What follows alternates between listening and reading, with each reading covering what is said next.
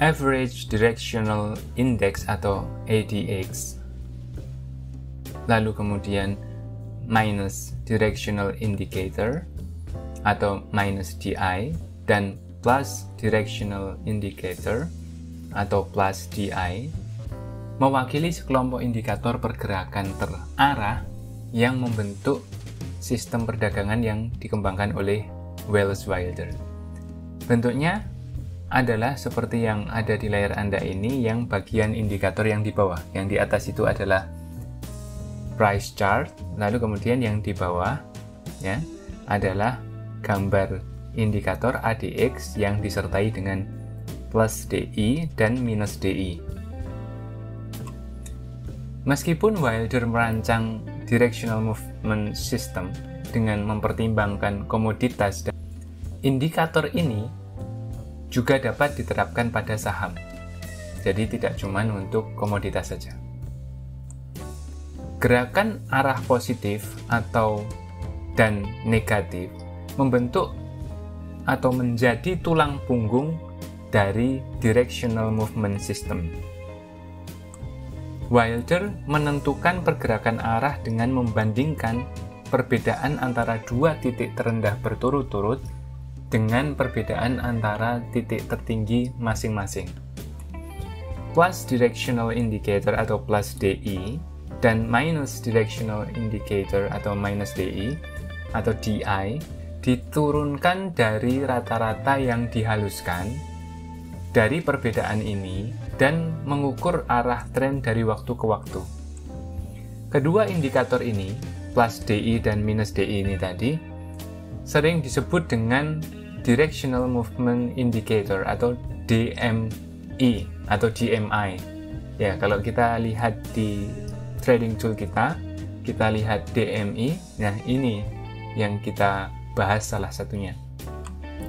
Sementara itu, Average Directional Index atau ADX berasal dari rata-rata yang dihasilkan dari perbedaan antara plus DI dan minus DI.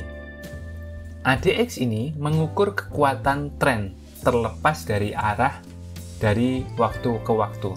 Jadi sekali lagi, ADX adalah indikator yang mengukur kekuatannya saja, tidak peduli arahnya.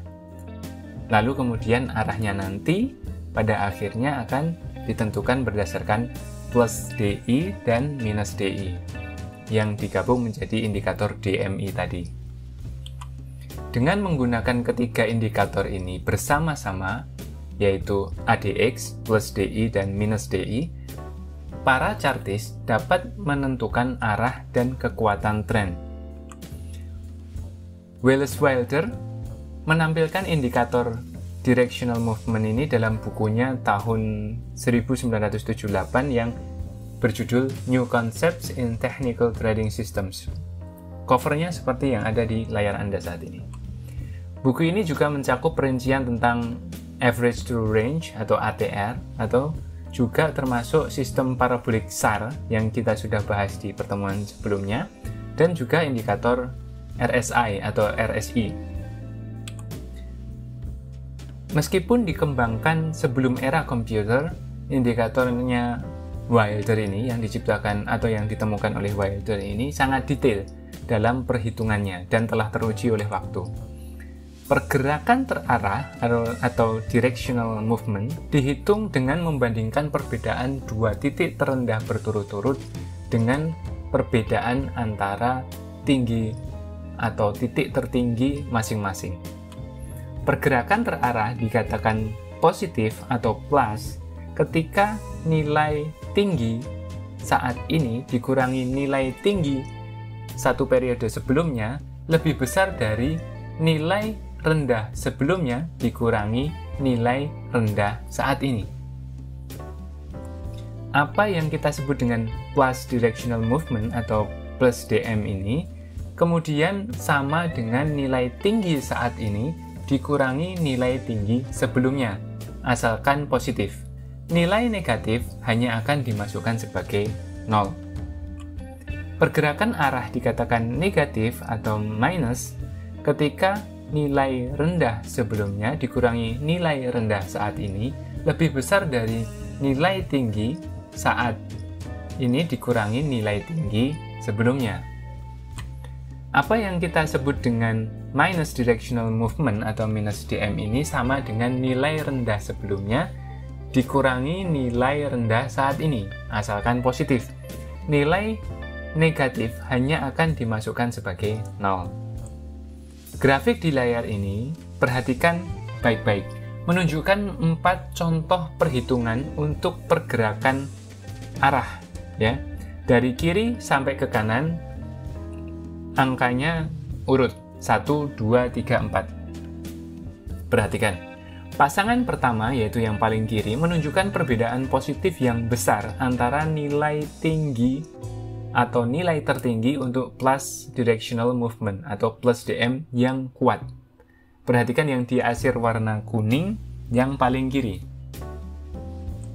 Pasangan kedua, yaitu kedua dari kiri, menunjukkan kondisi outside D dengan minus directional movement atau minus DM. Pasangan ketiga menunjukkan perbedaan besar antara posisi nilai terendah untuk minus directional movement yang kuat. Pasangan terakhir yang paling kanan menunjukkan kondisi inside D di mana tidak ada gerakan terarah atau 0. Baik plus directional movement atau plus DM dan minus directional movement atau minus DM adalah negatif dan dikembalikan ke 0. Jadi keduanya saling meniadakan. Semua inside D akan memiliki gerakan 0 arah.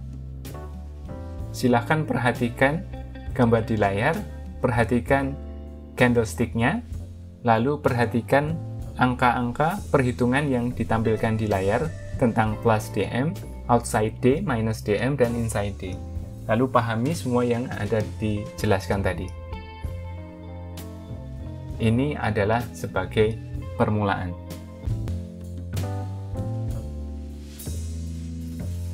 Average Directional Index atau indikator ADX ini digunakan untuk mengukur kekuatan atau kelemahan suatu tren. Jadi bukan arah sebenarnya. Sekali lagi, ADX hanya digunakan untuk mengukur kekuatan, bukan arah yang sebenarnya. Gerakan terarah ditentukan oleh plus DI dan minus DI yang tergabung dalam indikator DMI. Kita sudah bahas di slide yang sebelumnya.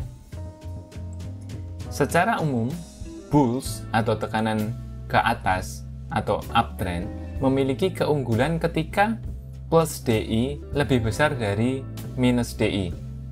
Sedangkan bears atau downtrend atau tekanan jual memiliki keunggulan saat minus DI lebih besar. Persilangan dari indikator arah ini, yaitu plus DI dan minus DI ini, dapat digabungkan dengan ADX untuk kemudian menjadi sebuah sistem perdagangan yang lengkap. Sebelum melihat beberapa sinyal dengan contoh, perlu diingat bahwa Welles Wilder adalah seorang trader komoditas dan mata uang sebenarnya.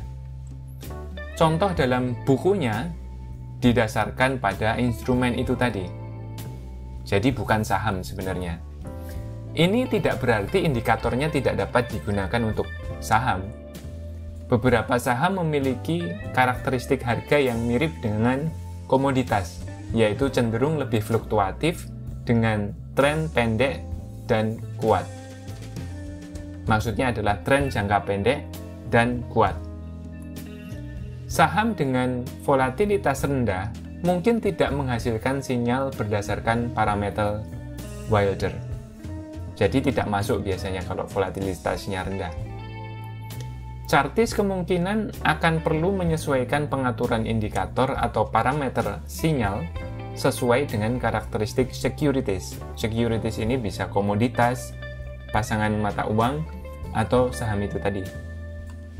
Pada dasarnya, Average Directional Index atau indikator ADX ini dapat digunakan untuk menentukan apakah sebuah security sedang trending atau tidak. Sedang trend ini maksudnya adalah sedang naik atau sedang turun seperti itu, atau sebenarnya dia sedang sideways saja.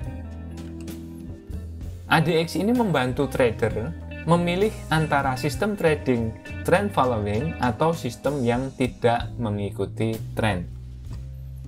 Wallace Wilder menyarankan bahwa tren yang kuat hadir saat ADX di atas angka 25 dan tidak ada tren saat ADX di bawah angka 20. Tampaknya ada zona abu-abu ya antara angka 20 sampai 25. Seperti disebutkan tadi, chartis mungkin perlu menyesuaikan pengaturan untuk meningkatkan sensitivitas dan sinyal. ADX juga memiliki lag atau keterlambatan yang cukup banyak dikarenakan semua teknik smoothing yang terjadi ketika kalkulasi indikator ini dilakukan. Banyak analisis teknis menggunakan angka 20 sebagai level kunci untuk ADX. Grafik di layar ini, perhatikan grafik di layar ini, menunjukkan saham dengan disertai indikator Simple Moving Average 50 hari, dan kemudian ditambahkan pula Average Directional Index atau indikator ADX dengan setting 14 hari. Sekali lagi, perhatikan baik-baik gambar di layar Anda saat ini. Saham bergerak dari tren naik yang kuat ke tren yang turun yang kuat juga di bulan April sampai bulan Mei. Tetapi ADX tetap di atas 20 karena tren naik yang kuat dengan cepat berubah menjadi tren turun yang kuat. Perhatikan gambar di layar, perhatikan di area bulan April dan bulan Mei.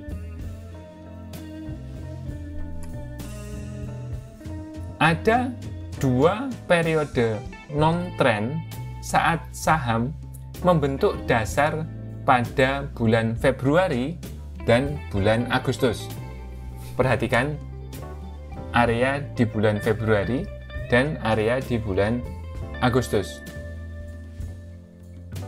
Terlihat ada batas-batas warna biru, garis putus-putus vertikal. Di sana ada tulisan non-trend. Perhatikan baik-baik.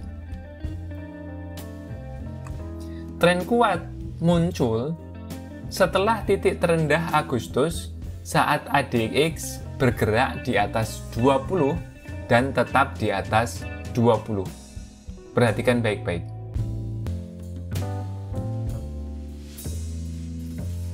Wilder merekomendasikan sebuah sistem perdagangan sederhana dengan indikator pergerakan terarah yang bernama ADX ini. ADX yang dicampur dengan DMI.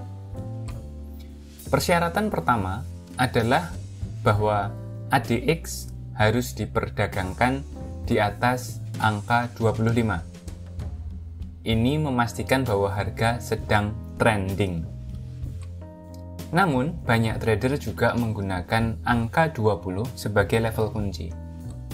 Sinyal beli terjadi ketika plus DI melintasi di atas minus DI atau plus DI crossover minus DI.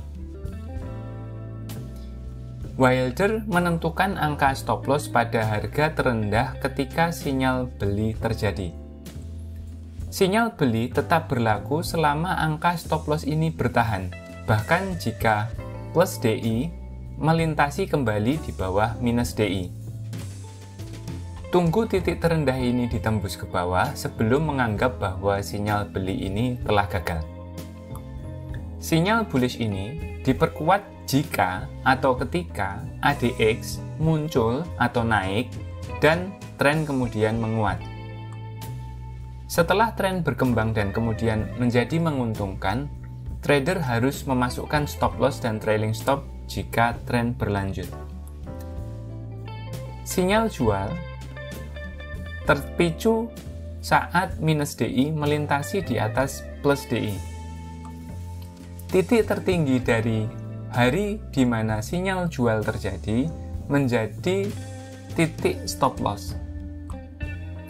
Grafik di layar menggunakan saham atau menunjukkan sebuah saham dengan 3 indikator directional movement, yaitu ADX, plus DI, dan minus DI. Perhatikan bahwa angka 20 digunakan sebagai pengganti angka 25 untuk memenuhi syarat sinyal ADX. Perhatikan gambar di layar baik-baik. Yang atas adalah grafik harganya, garis biru itu adalah MA50, lalu kemudian yang di bawah adalah indikator ADX, lalu diikuti dengan plus DI dan minus DI. ADX yang garis warna hitam, plus DI adalah yang warna hijau, minus DI adalah yang warna merah. Perhatikan baik-baik. Pengaturan yang lebih rendah berarti lebih banyak kemungkinan sinyal. Jadi jika aturan ADX tadi angka 20, maka kemungkinan besar akan lebih banyak sinyal. Garis putus-putus warna hijau yang arahnya vertikal, perhatikan, menunjukkan sinyal beli. Dan garis putus-putus warna merah yang vertikal menunjukkan sinyal jual. Perhatikan lokasi-lokasi dari garis putus-putus warna hijau dan putus-putus warna merah. Stop loss tidak dimasukkan untuk fokus pada sinyal indikator saja. Seperti yang ditunjukkan di grafik ini, sudah jelas ya, ada banyak sekali persilangan plus DI dan minus DI. Beberapa terjadi ketika ADX di atas 20 untuk memvalidasi sinyal, sedangkan yang lainnya terjadi untuk membatalkan sinyal karena tidak memenuhi syarat. Seperti kebanyakan sistem seperti itu, akan ada tipuan atau whipsaw atau pergerakan yang tidak teratur. Ada juga sinyal yang bagus dan ada juga sinyal yang buruk. Kuncinya seperti biasa adalah menggabungkan aspek lain dari analisis teknis. Misalnya, kelompok whipsaw pertama yang terjadi pada bulan September 2009, ya, silahkan perhatikan September 2009, ya, garis putus-putus warna merah dan putih itu yang paling sebelah kiri, ya. Lalu kemudian selain itu, konsolidasi ini terlihat seperti sebuah pola flag, ya, perhatikan. Ada penunjukan pola flag di sana, ya, yang merupakan konsolidasi bullish yang terbentuk setelah kenaikan. Ini harus dipahami dulu. Akan lebih bijaksana untuk mengabaikan sinyal bearish dengan pola kelanjutan bullish yang sudah mulai terlihat terbentuk. Jadi karena ada pola flag, maka sebaiknya diabaikan sinyal bearishnya. Sebaliknya, sinyal beli pada bulan Juni 2010 terjadi di dekat zona resistensi yang ditandai dengan penembusan support dan zona retracement 50-62%. Ya, perhatikan di bagian bulan Juni 2010, ya, di area ini. Ya. Sekali lagi perhatikan di area bulan Juni 2010. Dalam hal ini akan lebih bijaksana untuk mengabaikan sinyal beli yang begitu dekat dengan zona resistensi. Jadi garis putus-putus warna hijau yang di sini, perhatikan yang bulan Juni maksudnya 2010 ini sebaiknya diabaikan. Kenapa? Karena dia berada di area resisten. Jadi kemungkinan untuk turun lebih banyak. Grafik di layar ini adalah contoh lain yang menunjukkan saham dengan 3 sinyal selama periode 12 bulan. Ya, perhatikan. Grafiknya ini kira-kira 12 bulan dan ada 3 sinyal.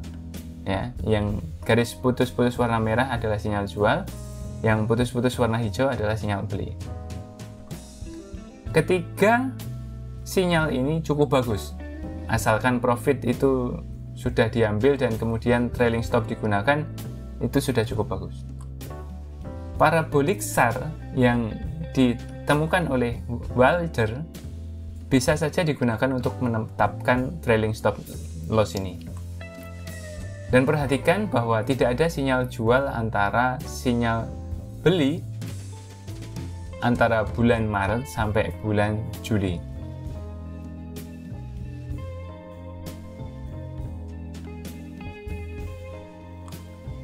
Kenapa? Ini karena ADX tidak di atas 20 ketika minus DI melintasi di atas minus plus DI pada akhir April. Kami ulangi, ini karena ADX tidak di atas 20 ketika minus DI melintas di atas plus DI pada akhir April. Perhatikan akhir April. Perhitungan indikator directional movement system ini memang cukup rumit, tapi interpretasinya mudah, dan implementasi yang sukses dari indikator ini selalu membutuhkan latihan. Crossover plus DI dan minus DI cukup sering terjadi dan chartis perlu memfilter sinyal ini dengan analisis tambahan. Menetapkan persyaratan ADX akan mengurangi sinyal, tetapi indikator yang dihaluskan oleh ini cenderung memfilter sinyal baik dan buruk sebanyak mungkin. Jadi sudah cukup bagus sebenarnya. Dengan kata lain, chartis juga mungkin bisa juga mempertimbangkan untuk melepaskan ADX, ya, untuk melupakan ADX. Lalu kemudian fokus pada directional movement indicator atau plus DI dan minus DI ini untuk menghasilkan sinyal. Yang kemudian sinyal crossover ini akan serupa dengan osilator momentum seperti RSI atau stokastik. Nah, oleh karena itu chartis perlu mencari bantuan konfirmasi di tempat lain. Jadi ini seandainya saja ADX tidak dipakai, yang dipakai adalah plus DI dan minus DI saja, maka itu bisa, tapi harus mencari pengganti dari ADX. Indikator berbasis volume, kemudian analisis tren basic, dan pola grafik dapat membantu membedakan sinyal persilangan yang kuat dari sinyal persilangan yang lemah. Misalnya, chartis dapat berfokus pada sinyal beli plus DI saat tren yang lebih besar naik dan sinyal jual minus DI saat tren yang lebih besar turun.